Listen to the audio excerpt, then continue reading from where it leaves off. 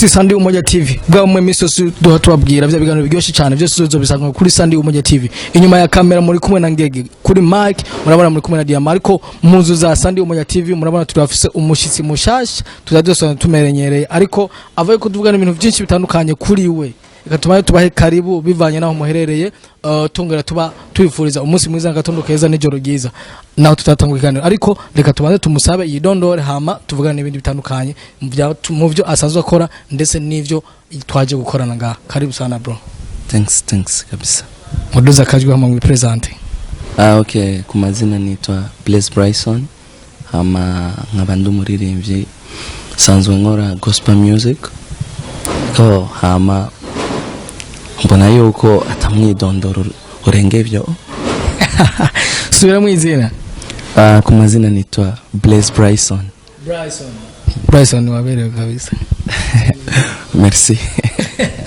Osangare ivyo wawe. Bryson waraje kutubwira yuko uri umuririmbyi aririmba indirimbo zo kuninaza Imana mu Kirundi. Kuri wowe indirimbo zo kuninaza Imana niki Bryson? Yes, hage indirimbo zo kuninaza Imana cyangwa guhimbaza Imana. Genre ni message. Urabona hage ni evangelisation. Rero tuca tubicisha mu kuririmba, ego no gutanga ubutumwa. Mbe kubera iki kuko turazi ugwaruka gwinshi haba kwisi cyangwa mu Burundi n'abantu kenshi udasanga bari ko barahurumbira indirimbo zo kuninaza Imana, bose basanga bari ko barimba za zindi bita profane, nubwo ntaziterme sigura hari abayemera n'abayanga. Ni kubera iki mbega benshi birukira hariya muga muri gospel dusanga abantu bake? But hajya umuntu wese aba afite amahitamo yiwe, ego nico navyita. Ariko ico naco uvuze amahitamo yiwe, ariko hariho umuntu usanga atigeze kujyamo nk'iyo ni kabisa y'ubuzima bwo mu isi n'ubundi buzima tuzogendamo. Kuri wowe nshaka gume kubera iki effort nini niri hariya? Navuga yuko urabona hajya nigiye Satani bamuta ngaha kwisi, sivyo yaje afise puissance imuteye ubwoba, nico gituma no gwaruka kwinshi ruca ruhurumbira bigabina. Je navuga yuko aba jeune benshi, sivyo natwebwe dukora gospel kugira badutahure ni kintu kitoroshe sana, kintu kigoye from ni gihe cyatumye uje muri gospel. George icambere kwanza je navutse mu muryango ukijijwe, hama nanje nkurira muri ubwo buzima, kandi naciye mbona yuko ari iyo nzira yuko ari yo no bandanirizamwo mu gutanga ubutumwa. Ariko rero mu muryango y'abakizwa kenshi usanga ari abapagani benshi. Ubu byageze gute? Canke warigeze kumuba canke mu minsi zo muba? No, just novuga yuko je agakiza naragavukiyemwo kandi narakakiriye, nabonye yuko atayindi nzira. Ego. Okay Bryson, nkene umbwire inzira yiwawe yo mu ndirimbo zo kuninaza Imana stadire gospel kuva mu ntango gushika kuri muri no mwanya, nkene undondagurire neza kungene vyakugendeye wewe gushika kuri umwanya tucaranye ngaha. Yes, hama Bryson ataraba nka Bryson. Jewe natanguye umuziki hari mu mwaka wa 2007. Nari nkiri umupeti sana, biga bita ama Sunday school. Sivyo niyo natanguriye, narakunda kuririmba, nararirimba abantu bakavuga ati uyu mwana afise impano, hama ndabikuriramwo. Muri 2015 nja mu Rwanda, ngiye mu Rwanda shitseyo takoranye niyo mirimo kuririmba. Ndibuka the first umunsi wa mbere je nja muri studio hari muri 2018, nayo ndirimbo itigeze isohoka.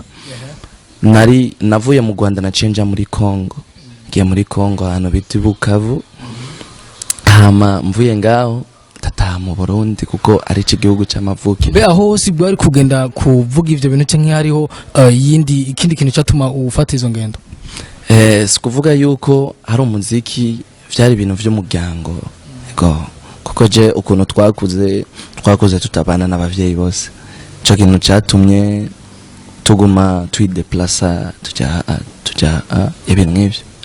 Okay Bryson, mu buzima bw'umuntu cyane cyane bwo masengesho canke bwo gukizo canke ico tuma umuntu ava muri ubuzima ubu akaja muri ibi. Hari ibintu mu buzima kira muntu usanga afise avuga ati byo mu buzima bw'iwanje hari ikintu ntazopfa nibagiye kizotuma nguma kumana, kizotuma nguma senga, kizotuma mbona yuko Imana ariyo yamari nyinshi muri byose. Nkine kumenya ko woba ufise ico kintu mu buzima bwawe utazopfa bagavuga ati Imana niyo izokwama ndi nyuma, niyo nzofira inyuma bivanye n'ikintu kanaka cyoba cyarabaye. Yes, ndabidondaguye nga kuri mbona yuko no biheza, ariko ndafite inkuru canke ndafite témoignage runaka. Dushishiriza ko nk'iminota nk'umwe canke ibiri. George nico tuma nava inyuma y'Imana, kuko ugiya mugabo yankore ikintu nazopfa nibagiye. Jewe nari umuntu twakuze badukundisha ibintu byo gusenga kandi naje gukura ibanga runaka. Ndibuka narigeze kugwara sana, naragwaye jewe ku mwaka nagwara kabiri, gacu usanga umubiri ku mubiri haje ko ibintu vy'amagara gamba, umubiri wose sauf gusa visage.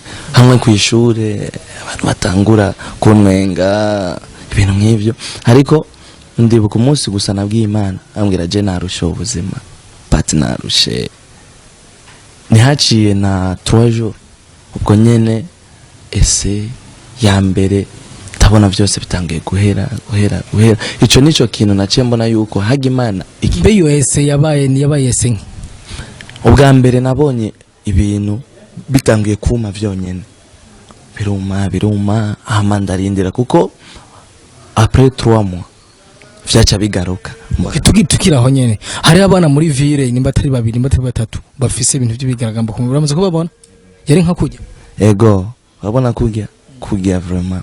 Hamwe uvuga ati nawe usohoka kabari ibintu ugiye no mu bantu bikabatera ubwoba mwana nibiki, bamwe bakibaza yuko hari nibifungu gufungura, kumbe suko kaca batangura kuvuga amaraso usama infection ibintu nk'ivyo, kumbe nta muntu yomenye imigambi y'Imana. Ego niyo nzira nabonye yuko yarankijije, yankoye habi. Bryson turumva yuko avuye habi, kuko umuntu ariko aragerageza kurabana bajya abana bari hajya ahantu n'abana bamaze igihe bicayeho, bamaze igihe bo bavuga yuko mu maso bitigeze bihaza, mugabo urabona ko no mu maso hose biza bibariko. Dushimira Imana kuko ni ishobora byose, niyo yaturemye, niyo izi kazoza kiwacu.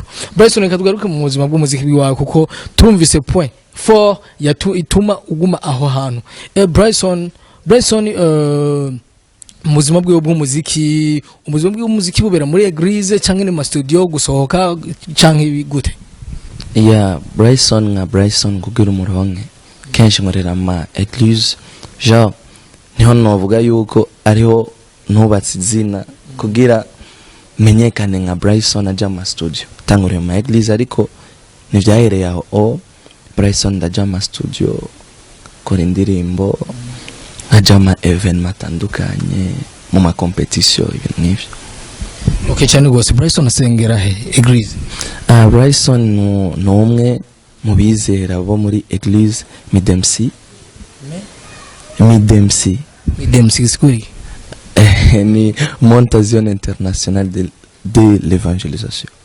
Okay Bryson turumvise ubuzima bw'umasengesho, turumvise aho Imana yagukuye, tuba tugushimira, ariko ava yuko tugusezera tugusaba dusezera kwikirana Sandi Umoja TV, ubemvite kurayikinga ama page yawe kuri YouTube, ndetse unayabwira yariyo hama ibganiro tubandanye, hama dusezera kwikirana Sandi Umoja TV. Okay, hama Bryson akaba channel yanje ya YouTube ni Bless Bryson. Ego tabatumiye kuja kugira subscribe hamwe na like no gushinga ku bandi. Hama Instagram page yanje ni Bless Bryson, Facebook page yanje ni Bless Bryson. Ego hama wakurikirana na Sandi Umoja TV. Ndabashimiye kandi ndabaramukije ko ndabakunda oya ndabakunda gose. Okay Bryson, turagushimiye cyane ku mwanya wawe waduhaye tuvugana ibi bibiri bitatu, ariko nejo nizere yuko nitwagukenera tuzokuronka ko turizeye ko hariho bishashe muri ko muradutegurira bizoza bikiza imitima y'abantu bamwe bamwe. Tubadushimira kuri kana Sandi Umuryango TV, kubana yabagira subscribe, kubana yabagira ama comment, kugira tubanze tumenya ko abo duhaye tubaha ibigano duhaye tubaha ko biko bigenda neza, ndetse kubana namubwira ama partage. Tubana tubashimira, tubivuze umunsi gitondo n'umugoroba mwiza. Ciao.